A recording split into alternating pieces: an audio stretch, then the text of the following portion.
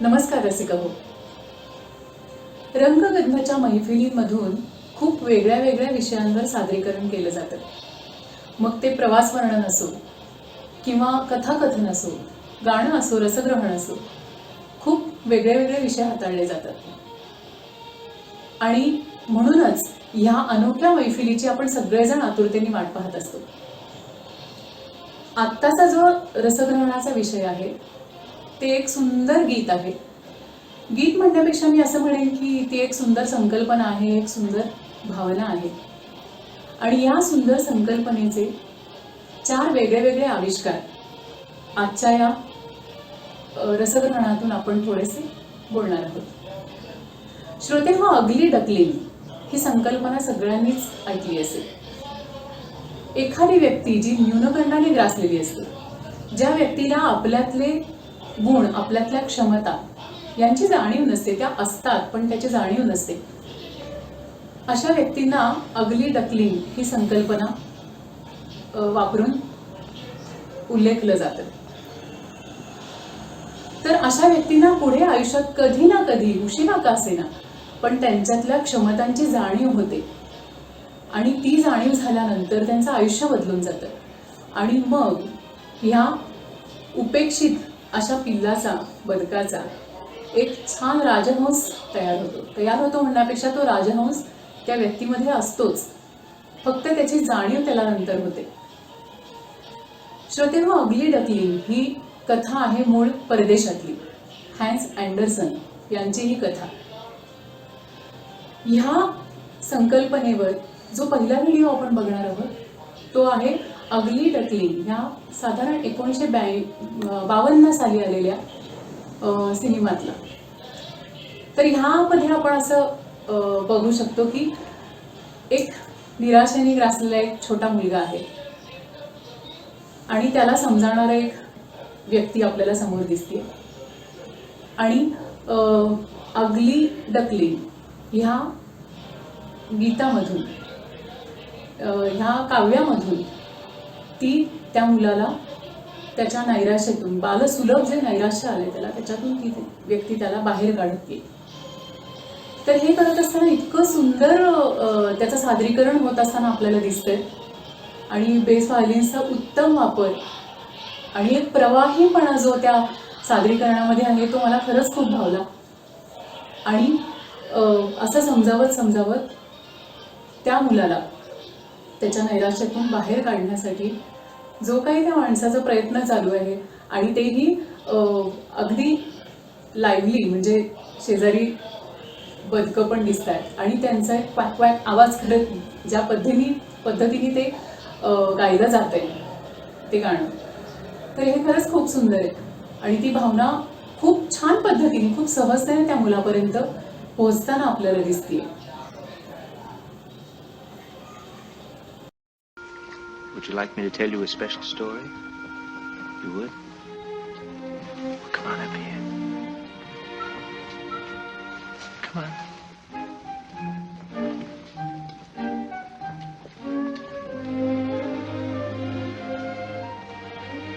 Not gonna hurt you. You can walk a little faster.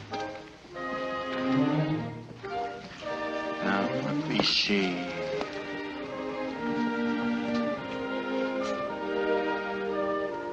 There once was an ugly duckling with feathers all stubby and brown, and the other birds in so many words said, "Get out of town. Get out, get out, get out of town." And he went with a quack and a waddle and a quack in a flurry of eider down. Would you like me to tell you the rest of the story? All right.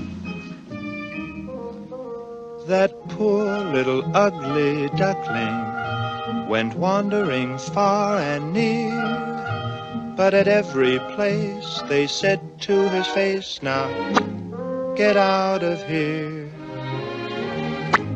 Get out, get out, get out of here." And he went with a quack and a waddle and a quack and a very unhappy deer.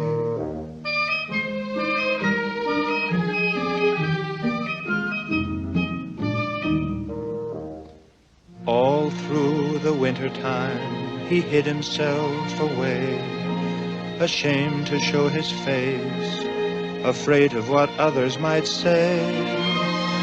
All through the winter in his lonely clump of weed, till a flock of swans spied him there and very soon agreed, "You're a very fine swan indeed."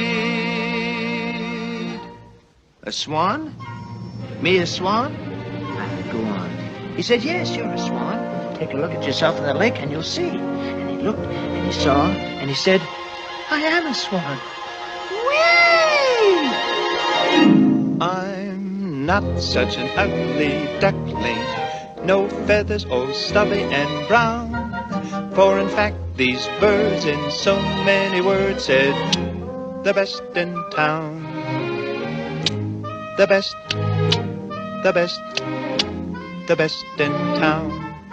Not a quack, not a quack, not a waddle or a quack, but a glide and a whistle and a snowy wide back, and a head so noble and high. Say, who's an ugly duckling? Not I.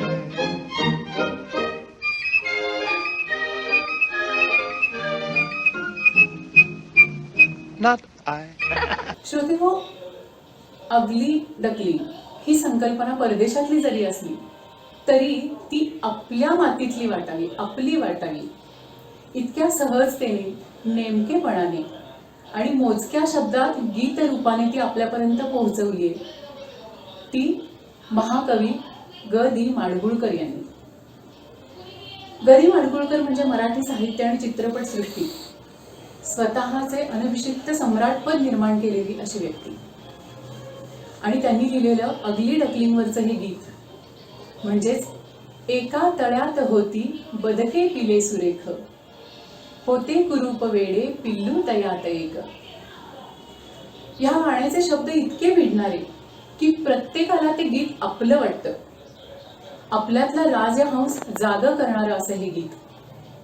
हे गीत लिहिणारे गदिमा काय किंवा हे गीत संगीतबद्ध करणारे संगीतकार काय आणि ते रसिक मनांपर्यंत प्रभावीरित्या पोहोचवणारे गायक कलाकार काय, हे सगळेच खूप थोर.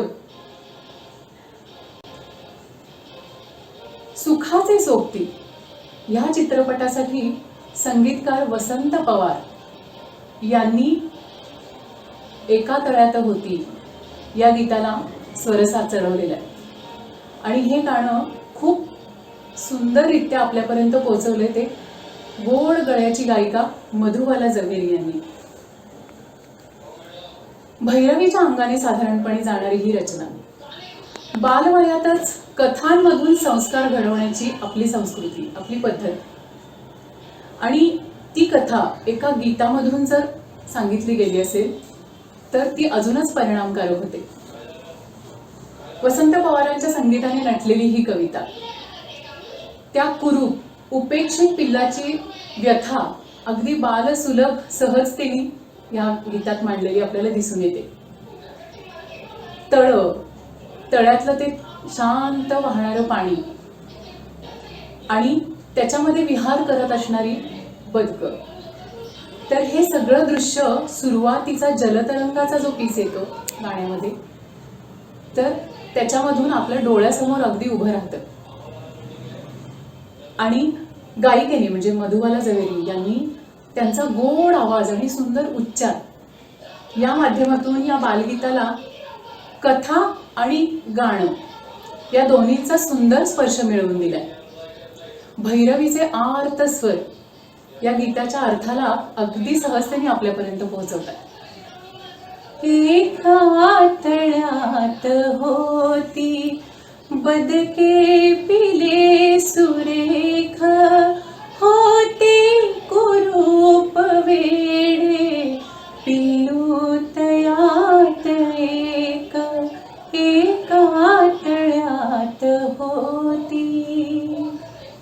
अतिशय सुंदर चाल, अंतर्मुख करणारं असं हे गाणं. आणि यामध्ये जेव्हा बासरीचा सुद्धा सुंदर वापर केलाय, ही बासरी सुद्धा या गाण्यातल्या अर्थाचं भावदर्शन हे अतिशय चोखपणे पार पाडते. एका तळ्यात होती बदके पिले सुरेख, होते कुरूप वेडे पिल्लू तयात एक. एका तळ्यात होती कोणी न त्यास घेई, खेळावयास संगे सर्वाहुनी निराळे ते वेगळे तरंगे. गाऊनी बोट त्याला म्हणती हसून लोक, आहे कुरूप वेडे पिल्लू तयात एक. एका तळ्यात होती पिल्लास दुःख भारी, भोळी रडे स्वतःशी, भावंडला विचारी सांगेल ते कुणाशी. जेते तयास टोची दावी उगाच धाक, आहे कुरूप वेडे पिल्लू तयात एक. एका तळ्यात होती एके दिनी परंतु पिल्लास त्या कळाले. एके दिनी परंतु पिल्लास त्या कळाले. भयवेड पार त्याचे वाऱ्यास वे पडाले. पाण्यात पाहताना चोरूनिया क्षणैक, त्याचेच त्या कळाले तो राजहंस एक. तो राजहंस एक. तो राजहंस एक. श्रोतेहो, या गीताची सर्वात अधिक गाजलेली चाल म्हणजे संगीतकार श्रीनिवास खळे यांनी केलेली, म्हणजे आपल्या सर्वांचे लाडके खळे काका. संगीत खळे काकांचं आणि त्यात स्वर आपल्या लाडक्या आशाताईंचा. वाह, क्या बात आहे. जमलंच तर मग. सुंदर काव्य, सुंदर चाल, सुंदर स्वरसाज, सगळंच काही उत्तम. ह्या चालीचं वैशिष्ट्य सांगायचं, अर्थात ही चाल आपल्या सगळ्यांनाच खूपच परिचयाची. कदाचित बाकीच्या चालींपेक्षा ही चाल आपल्याला माहितीही जास्ती असेल. तर ह्या चालीचं वैशिष्ट्य मला नेहमी असं वाटतं की ऐकायला खूप सहज वाटते. त्यातले शब्द जितके सुंदर आहेत तितकीच ती चालही सहज आहे असं आपल्याला ऐकताना वाटतं. त्यामुळे आपण गुणगुणत असतो, पण ते गुणगुणण्यापर्यंतच असतं. जेव्हा आपण हे गायला म्हणून जाऊ तेव्हा त्याच्यातला चॅलेंज काय आहे तो आपल्या लक्षात येतो. नक्कीच, कारण खरंच ते खूप चॅलेंजिंग आहे. कारण खास आशाताईंची स्टाईल, त्यांच्या हरकती, त्याच्यानंतर त्यांच्या आवाजातल्या मुरक्या आणि सगळ्यात महत्त्वाचं म्हणजे सहजता. असं म्हणतात श्रोते हो की being simple is very difficult. तीच गोष्ट ह्याच्या बाबतीत अगदी तंतोतंत खरी वाटते मला, की जेवढं ऐकायला सोपं वाटतं तेवढंच अवघड. साधारणपणे भीमपलाशच्या अंगाने जाणारी ही चाल आहे, पण भावदर्शनासाठी कोमल दैवत आणि शुद्ध गंधाराचाही वापर याच्यामध्ये केलेला आपल्याला दिसतो. जसं की पिल्लास दुःख भारी भोळे रडे स्वतःशी, इथं आलेला तो कोमल धैवत, त्या पिल्लाची व्यथा अगदी हळुवारपणे मांडून जातो. तसंच मी जसा उल्लेख केला त्याप्रमाणे शुद्ध गंधार, हा शुद्ध गंधार सुद्धा शेवटच्या अंतरात जो होते तो मला खूप जास्ती भावतो. पाण्यात पाण्यात पाहताना पाण्यात, हा जो शुद्ध गंधार इथे आलेला आहे, तर तो त्या राजहंसाला जेव्हा कळतं की मी राजहंस आहे, मी वेगळा आहे या सगळ्यांपासून, हे जेव्हा त्याच्या लक्षात येते तेव्हा येणारा तो शुद्ध गंधार खूप प्रभावीपणे येतो आणि मग आपल्याला त्याची जाणीव करून देऊन जातो. सुरुवातीचे जे 2 अंतरे आहेत त्यामधली उपेक्षा असेल किंवा त्यामधलं जे काही कटुता असेल, ती आशाताईंनी स्वतःच्या लढीवाळ गाण्यामुळे कुठेही नकारात्मक होऊ दिलेली नाहीये. हे त्या गाण्याचं खूप छान वैशिष्ट्य आहे असं मला नेहमी वाटतं.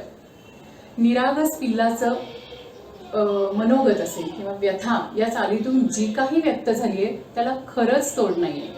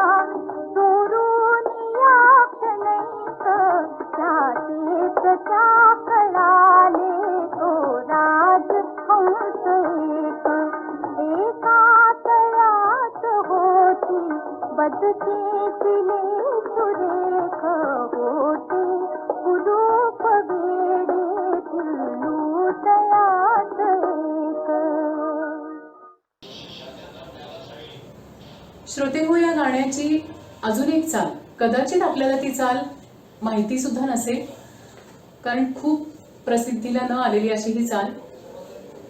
ती चाल आहे संगीतकार नंदू घाणेकर यांची. त्या गाण्याला अरेंजमेंट, त्याची ती चाल, हे सगळंच काही हटके आहे. थोडंसं त्याला आधुनिकतेचा साज आहे, थोडं वेस्टर्न स्टाईलचं हे केलेलं अशी ही रचना आहे.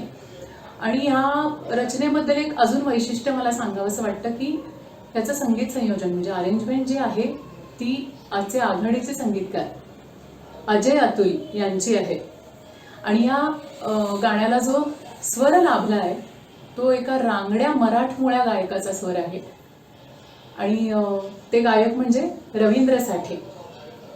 आपण एखाद्या कॉन्सेप्टला ऑफबीट म्हणतो किंवा आउट ऑफ द बॉक्स म्हणतो, तर अगदी त्याच पद्धतीची ही चाल आहे, थोडी ऑफबीट अशी जाणारी.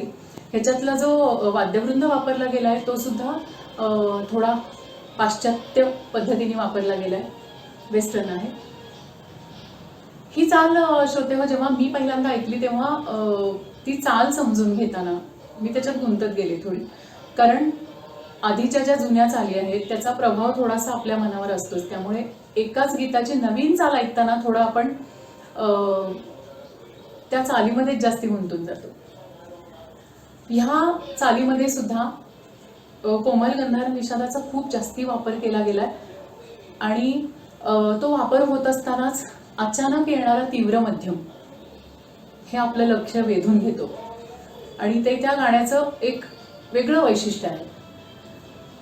पण मला ह्या सगळ्यातून जाणवलेली एक गोष्ट अशी शेअर करावीशी वाटते की सशक्त काव्य आणि ह्या सशक्त काव्याला दिल्या गेलेल्या चाली, प्रत्येक चाल, त्यानंतर ह्या गाण्याला लाभलेले स्वर म्हणजे गायक कलाकार, ह्या सगळ्यांनी मिळून ती चाल किंवा ते शब्द म्हणण्यापेक्षा ती भावना त्या गाण्यामध्ये जी काही आहे ती इतकी सुंदररित्या आपल्यापर्यंत पोहोचवलेली आहे.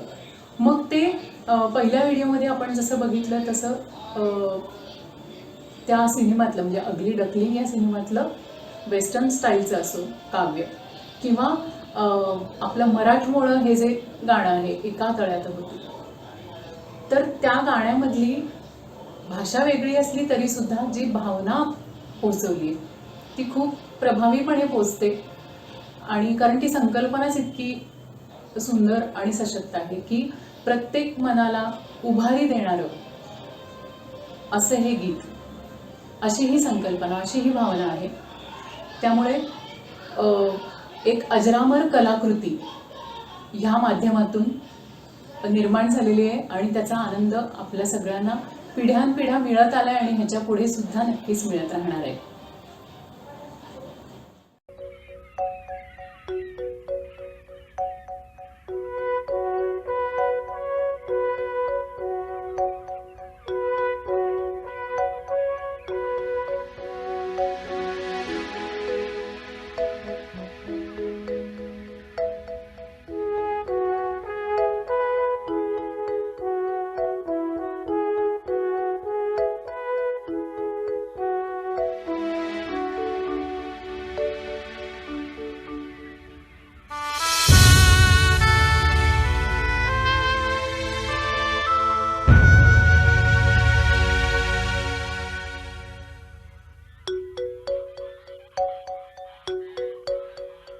एका तळ्यात होती बदके पिले सुरेख, एका तळ्यात होती बदके पिले सुरेख, होते कुरूप वेडे पिल्लू तयात एक.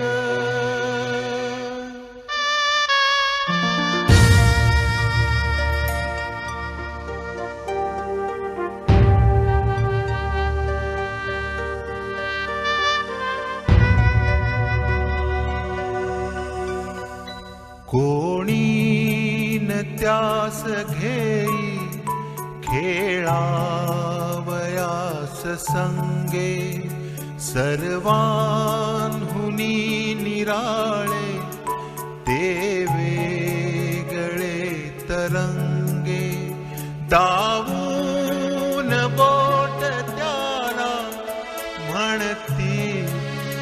सून लोक आहे कुरूप वेडे पिल्लू तयात एक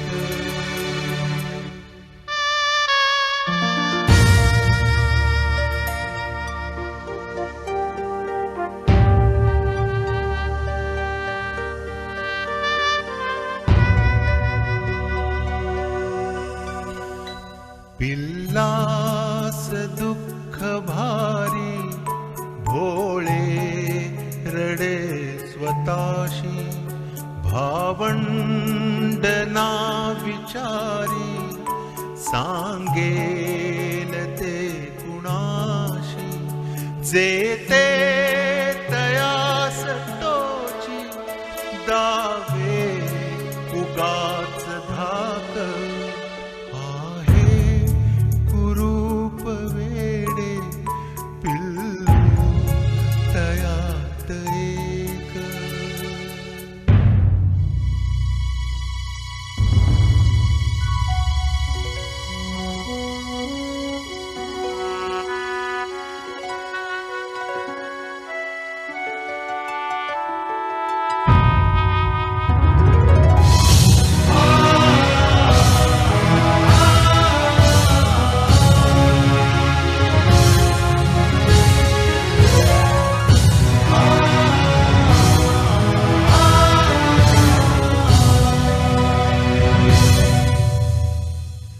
एके दिनी परंतु पिल्लास त्या कळाले भयवेड पान त्याचे वाऱ्या सवे पळाले